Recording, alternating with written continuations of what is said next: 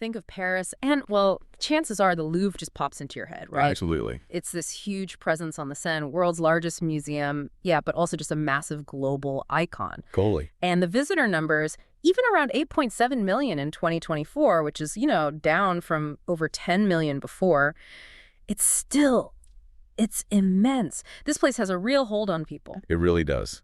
And it's funny, you look at those amazing galleries, all the masterpieces, and you kind of forget it wasn't always like this. Wasn't always a museum. No, not at all. The story's got some pretty surprising twists. Which is exactly why we're here. You sent over some great sources, and our mission for this deep dive is, well, to really get into the Louvre's incredible journey. Mm-hmm. We're going way back, fortress beginnings, right up to the museum everyone knows now, and hitting some, unexpected points. Our main source here is Wikipedia, gives us a really solid overview. Great foundation. Okay, so fortress to world-famous museum.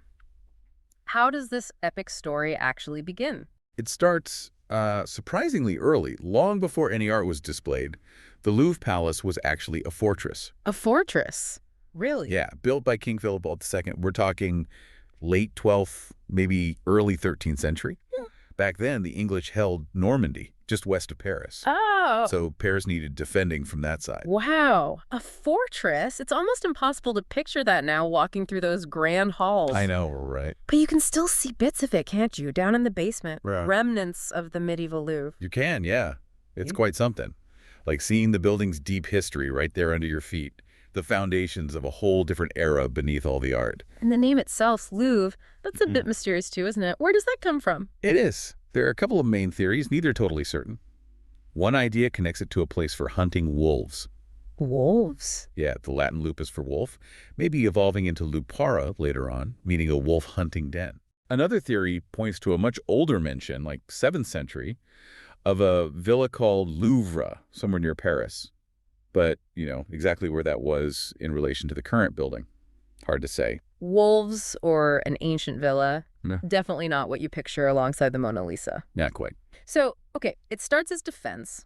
How does it shift towards being, a royal palace? Well, as Paris grew, the fortress wasn't really needed on that spot anymore. Its military job faded. Right.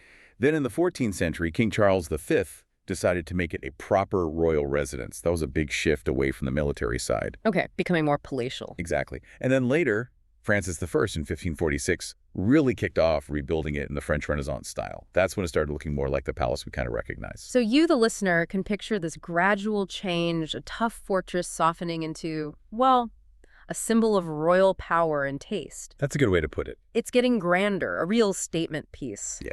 But then Louis XIV comes along and decides Versailles is the place to be. He does. Built that huge palace outside Paris. That sounds like it could have been, I don't know, bad news for the Louvre. Demoted. You'd think so, maybe. Moving the whole royal household to Versailles in 1682. Yeah. It sounds like a downgrade for the Louvre. Yeah. But actually, it kind of set the stage for its future as a museum, almost by accident. How so? With the royals gone, the Louvre became the main place to keep the growing royal art collection. And not just art, it also housed artists and craftspeople who had royal patronage. Ah, okay. Like workshops. Exactly. Think of the Boulle family, famous cabinet makers. They had workshops, even lived there for generations, supported by the crown. So Versailles gets the court, but the Louvre gets the seeds of a cultural center. In a way, yes. And those royal collections, they're the absolute core of what's in the Louvre today, aren't they? It wasn't like someone just went shopping for art overnight. Not at all. The foundation of the Louvre's collection is centuries of buying and commissioning by French kings. Francis I, for example, the one who started the Renaissance rebuild. He was a huge art lover. And get this, he acquired the Mona Lisa back in the early 16th century. Wow. The Mona Lisa's been part of the French national story for that long. Incredible. But it was at Fontainebleau then, right? Not the Louvre yet. Right, initially at Fontainebleau, but part of the royal holdings that eventually made their way to the Louvre. Okay, so the art is accumulating within the royal sphere, some of it physically in the Louvre building after Versailles. But it's still royal space, not public. When did people start getting a peek? There were some early, quite limited steps. In the late 17th century, you had the Cabinet du Roi, which was sort of a gallery for, very select group, art lovers, insiders. Not exactly open house. Definitely not. Then, later, mid-18th century, a more formal display of some royal paintings opened up over at the Luxembourg Palace. Still restricted, but a bit more public. Baby steps. Baby steps, okay. But the actual idea of turning the Louvre itself into a proper national museum that came before the Revolution, didn't it? It did, yeah. Under Louis XVI, the idea really started to gain steam. The Comte d'Angivier, he was in charge of royal buildings. He proposed turning the Grand Gallery. The really long gallery. That's the one. Yeah. At the time, it was full of these 3D models of French fortresses. Seriously? Models? Yeah. So the plan was to clear those out and create a proper French museum for the royal art. Lots of plans were drawn up. But it didn't happen. It stalled, stayed incomplete. It really needed the massive upheaval of the French Revolution to push it over the line. Okay, right. The revolution. That changes everything. How does a royal palace stuffed with royal art suddenly become a public museum? The revolution was absolutely the key. In May 1791, the National Constituent Assembly made this huge declaration. The Louvre would be a place for bringing together monuments of all the sciences and arts. Wow, okay. And then August 1792, Louis XVI is imprisoned, the monarchy is effectively over, and crucially, the royal collection is declared national property. National property, just like that. Centuries of royal stuff now belongs to the people. Pretty much, yeah. A fundamental shift. But that must have caused some panic. You know, worries about looting, vandalism, things getting lost in the chaos. Oh, definitely. There was a real sense of urgency. The assembly knew they had to secure these treasures and get them organized for the public. They set up a special commission in October 92 just for that. And then it opened. August 10th, 1793, exactly 1 year after the monarchy fell. The Muséum Central des Arts de la République opened its doors. And free access, 3 days a week. That's pretty radical for the time. Absolutely revolutionary, you could say. What were people seeing in those first days? What was the initial collection like? It started with 537 paintings and 184 other art objects, mostly from the old royal collections, plus stuff confiscated from the church or from nobles who'd fled the country. Okay. The New Republic even set aside money to buy more things and catalog it all. But, you know, it wasn't perfect. Paintings were hung super close, frame to frame practically, often without labels. A bit chaotic. A bit. And the building itself had problems. It actually had to close down for repairs between 1796 and 1801 because of structural issues. So a slightly bumpy start, maybe, but the big idea of public museum in the Louvre was real. Exactly. The seed was planted and it sprouted. Then Napoleon arrives on the scene, and it feels like everything shifts into high gear. How did he shape the Louvre? Napoleon saw the huge potential, the symbolic power of the Louvre. In 1802, he appointed Vivant Denon as the first proper director. Denon. Yeah, Vivant Denon. He was a scholar, an artist, a diplomat, not just some administrator. It was a statement. Okay. And then in 1803, Napoleon renamed it the Musée Napoleon. Pretty direct link to his own power and image. Musée Napoleon. Right. And the collection itself, it ballooned during this time, didn't it? Mostly thanks to, well, let's call them acquisitions from his military campaigns. Acquisitions is one word for it, yes. His armies marched across Europe and treaties were signed. Meaning art was taken. Meaning a lot of art was taken. From Spain, Austria, the Netherlands, and especially Italy. The Treaty of Tolentino with the Pope brought tons of stuff from the Vatican to Paris. Any famous examples? Oh, yeah. The horses of St. Mark, those big bronze horses from Venice. Yeah. They ended up on top of the Arc de Triomphe du Carousel right outside the Louvre. Statues like the Nile and the Tiber from the Vatican Museum, too. So for you listening, this period really shows how military power and politics directly shaped what ended up in a museum. Absolutely. It's a really stark example. But it's a bit controversial looking back, because after Napoleon fell, a lot of that art went back, didn't it? It did, and rightly so. From the perspective of the original owners, there was a lot of resentment about the looting. I bet. After Waterloo, countries demanded their stuff back. Dannon tried to resist, arguing there wasn't a specific treaty demanding return, but eventually a lot of it was repatriated. But not everything. Not everything. Some major pieces stayed. Veronese's huge painting, The Wedding at Cana, for example, still in the Louvre today, right opposite the Mona Lisa. Wow. Okay, so Napoleon's era ends. The art goes back and forth. What happens next in the 19th century? No emperor calling the shots directly anymore. Well, the 19th century brought more structure, but also a bit of fragmentation, you could say. Under the restored Bourbon monarchy, Louis VIII, Charles X, the museum's funding often came from the king's budget, the civil list. Okay. The paintings in the Grand Gallery were still the main event, But the huge Louvre Palace started housing almost separate specialized collections. People started talking about les musées du Louvre, plural, like multiple museums under one roof. Ah, so the beginnings of the different departments we see today, like Egyptian antiquities. Exactly. That's a prime example. In 1826, under Charles X, they officially created the Musée Egyptien. And this was huge, right? Thanks to people like Champollion. Absolutely key. Champollion cracking the hieroglyphic code was happening around this time. Yeah. Plus, they made major purchases from collectors Durand, Salt, Drovetti. All that formed the basis of the amazing Egyptian collection the Louvre has now. What other museums popped up inside? There was the Galerie d'Angoulême for French sculpture, using pieces from Versailles, and another museum run by Alexandre Lenoir. And, kind of oddly, the French Navy had a display of ship models in the Louvre for a while. Ship models? Seriously? Yep. It eventually moved out and became the Musée National de la Marine, the Maritime Museum. But it started inside the Louvre. Shows how broad the initial idea was. Definitely. Okay, after the Bourbons, there's Louis Philippe.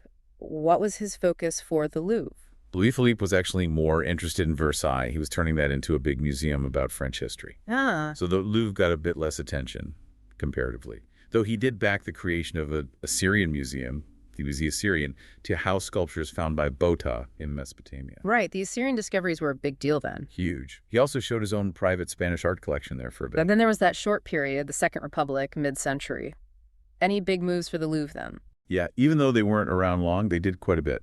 Lots of repairs, finishing off galleries like the Galerie d'Apollon, renovating key spaces. And interestingly, in 1850, they opened the Musée. Mexican Museum. Yeah, the first museum in Europe focused on pre-Columbian art. Right. Really shows how the worldview was expanding. That's fascinating. I didn't know that. Okay, then comes another Napoleon III, emperor again. Big changes under him. Oh, massive changes. Napoleon III really left his mark on the Louvre, both inside and out. He set up two new museums within it. The Musée des Souverains, about French royalty, and the Musée Napoleon III, partly to show off major buys like the huge Campana collection of antiquities. Boosting his own image, maybe. Definitely part of it. But the biggest impact was architectural. His architects, Visconti and then Le Feuille, basically created the Louvre we see today around the Cour Napoleon courtyard. The big central courtyard. Exactly. They built new wings, connected things up, and controversially, they actually shortened the Grand Gallery. Shorten it. Wow. To create the Salle des États, that big room where the Mona Lisa is now, closer to the Tuileries Palace where Napoleon III lived.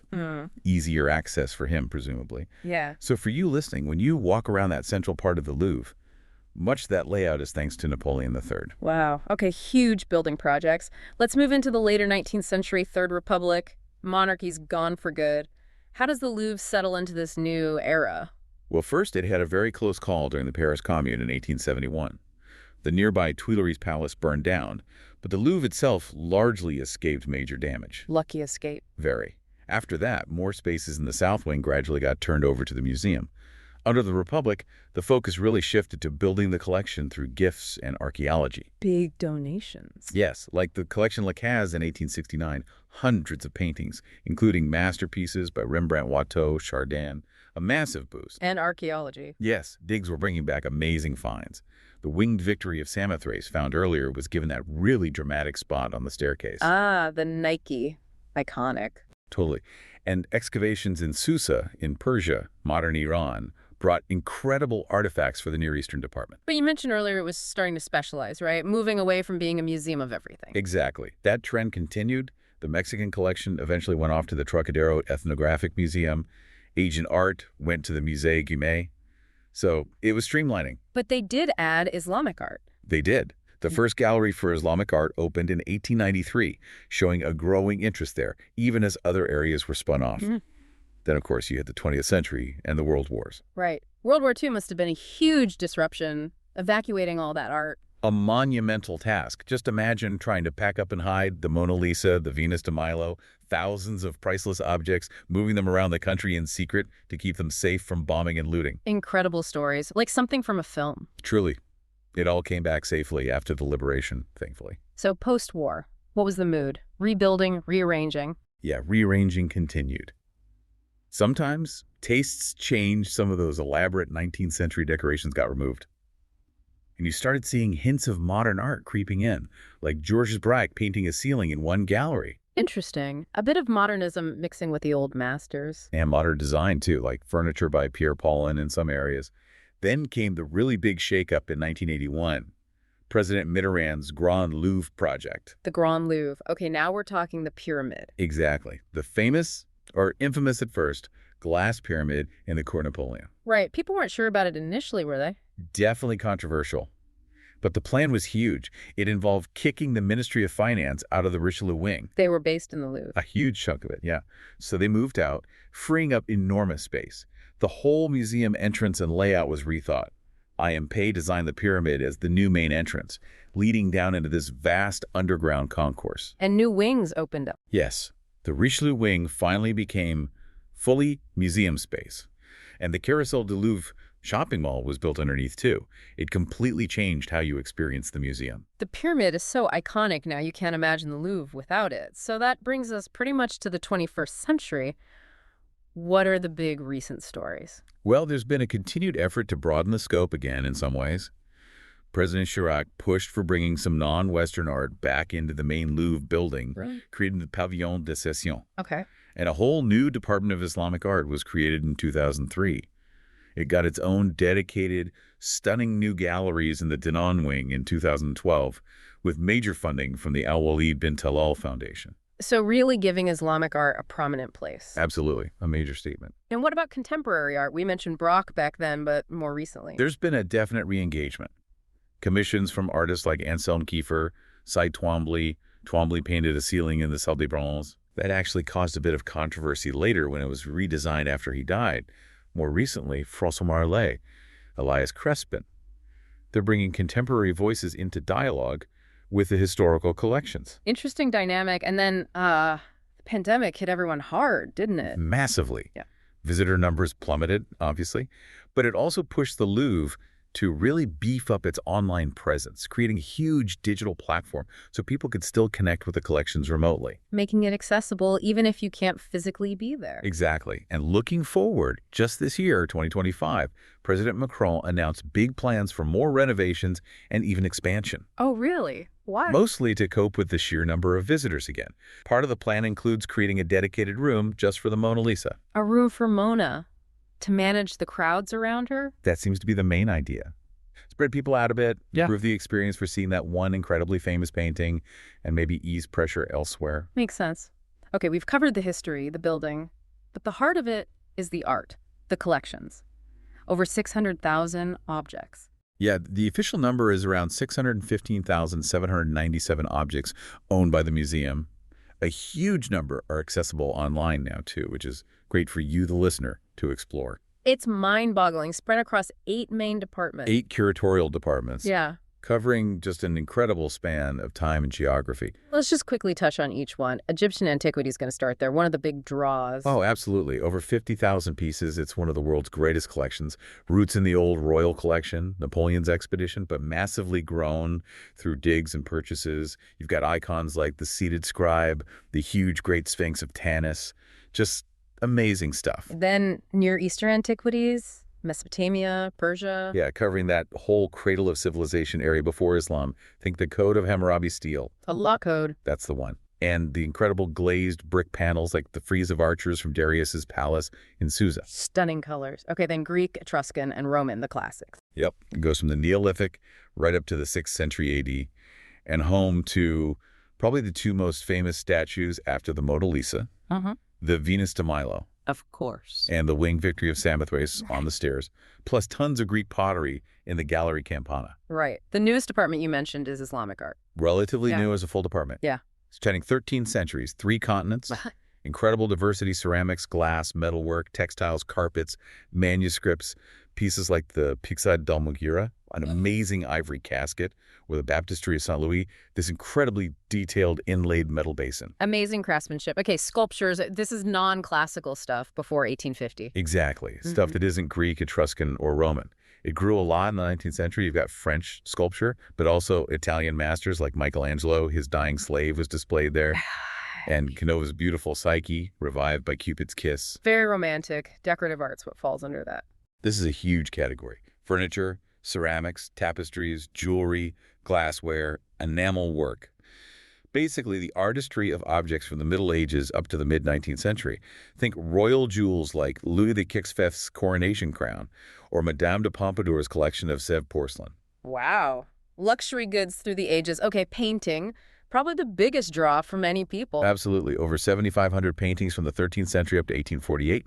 Huge French collection, obviously, but also fantastic Northern European works. Vermeer, Rembrandt. Dutch masters. Yep. And the Italians, many collected by Francis III and Louis XIV, and, of course, the Mona Lisa. Can't forget her. Or Delacroix's Liberty Leading the People. So many icons. And that Lacaze collection donation we mentioned brought in a huge number of top-tier paintings. Right. Lastly, prints and drawings? Maybe less visible? Often kept in storage or displayed in rotation because they're sensitive to light. Yeah. But it's a massive collection. Drawings, prints, pastels, miniatures, books. Started with the king's own collection of drawings. Got a huge boost from the Edmond de Rothschild donation. Really important for understanding artists' working methods. Mostly housed in the Pavillon de Flore. Staggering, the sheer volume and variety.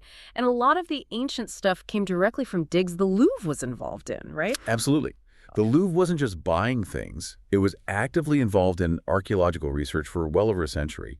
Egypt, the Near East, Greece, sponsoring expeditions, sending archaeologists. There's even a room, the Rotonde de Palan, that commemorates many of those digs and the people involved. It shows the museum as an active center of discovery, not just a display case. Yeah, it's not just static, it's part of uncovering history.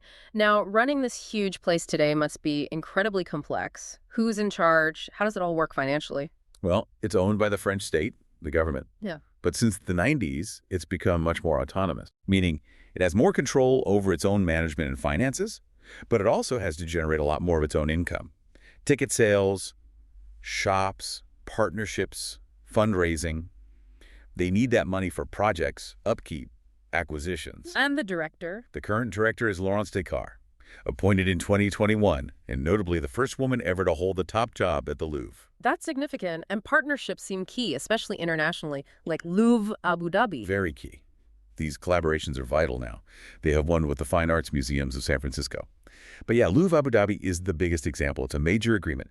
Abu Dhabi pays a lot of money to use the Louvre name, get expertise, and crucially, borrow hundreds of artworks from the Paris collection on a rotating basis. $1 billion deal, wasn't it? Something like that. Around that figure, yeah, over several decades. And closer to home, they've also built a huge state-of-the-art storage and research facility up in Liévin in northern France to house reserves and study collections. Makes sense. They must have so much stuff not on display. Of course, with a history this long and complex, there are bound to be some controversies, right? Oh, inevitably. Yeah. We touched on the Napoleonic looting. That legacy is still debated. Then there's the issue of Nazi-looted art during World War II. Right, the MNR works. Exactly. Musées Nationaux Récupération, art recovered after the war, but whose original owners couldn't be traced. Provenance research is ongoing, and restitutions still happen. It's a complex and sensitive issue. And the Abu Dhabi project had issues, too. There was criticism and concern raised, particularly during the construction phase, about the treatment and rights of migrant workers building the museum complex on Saadiyat Island. So, yeah, important context to keep in mind. Definitely. It's important to acknowledge those difficult parts of the story, too. Okay, finally, before we wrap up, the Louvre isn't just that one building in Paris anymore, is it? There are offshoots, related museums. That's right. It's kind of branched out. There are several museums with links. The Musée de Cluny, the medieval museum in Paris, used to be run by the Louvre. The Jeu de Paume, which once showed Impressionists, was part of it. Okay. There's a Musée du Petit Palais in Avignon that's officially linked. A Gypsothèque, a plaster cast collection out at Versailles. The Musée Delacroix, the artist's studio, is attached administratively. And then the big ones, Louvre Lens, a major outpost in northern France. Right, near the new storage facility. Exactly, and of course Louvre Abu Dhabi. So the Louvre brand and influence really extends well beyond Paris now. So its reach is truly global. Wow, what an incredible journey we've traced. From medieval fortress walls to this absolute powerhouse of global art. It really is an amazing story. Constant change, constant evolution. Fortress, palace, revolutionary museum, imperial treasure house, national institution, adapting through centuries. Growing, specializing, facing challenges, embracing new ideas like the pyramid or digital access. Exactly. The collection growing hugely, especially under Napoleon, then being refined, redisplayed according to changing tastes and scholarship. It never stands still. And hopefully, for you listening, this deep dive into the sources you gave us has really illuminated that journey, bringing this iconic place to life beyond just the famous masterpieces. We've certainly packed a lot in. We definitely have. And maybe it leaves you with a thought. What does it really mean for a national museum, any national museum, to change so profoundly over hundreds of years? It reflects shifts in power, obviously, but also in how we see art, how we define culture, what we decide is important enough to preserve and show as a nation's heritage. That definition keeps evolving. That's a great point. It's a mirror to history itself. It really is. Perhaps this has sparked your interest. Maybe you want to explore one of those departments or a particular period like the Revolution or Napoleon III's rebuilding in more depth. The Louvre story is far from over.